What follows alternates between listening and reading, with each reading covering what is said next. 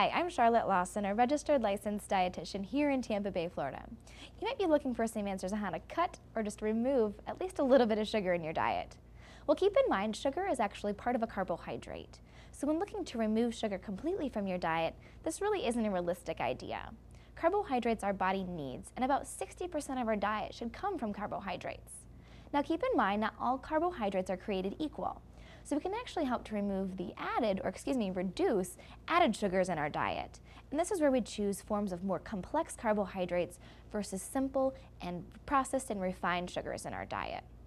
Looking at complex carbohydrates, these are things like fruits and whole grains that have carbohydrates, but they're naturally occurring. And they're going to contain a little bit more fiber. When we have more fiber in our diet, our body digests that carbohydrate a little bit slower.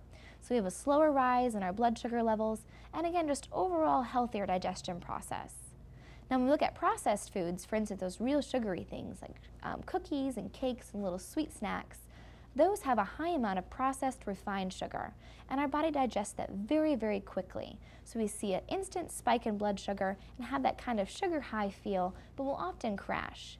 And because there's an added sugar, there may be a lot of extra calories. And if we're not utilizing those calories right away, they can store as fat and therefore can lead to increased weight gain. So try to choose smart forms of carbohydrate. And again, keep in mind, it's not overall sugar we want to remove, but maybe reducing the amount of added sugars. Now looking at your nutrition facts label and the ingredients label can help you determine if a product has an added sugar.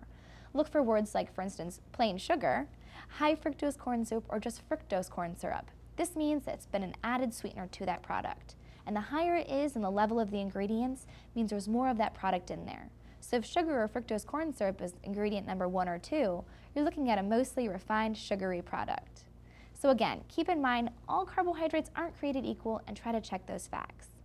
Now if you're trying to avoid sugar-sweetened cravings, try to eat a little bit more, 6 small meals throughout the day and avoid long periods of eating, or without eating, Those are just a couple tips on how to remove or reduce the amount of sugars in your diet. I'm Charlotte, and eat happy.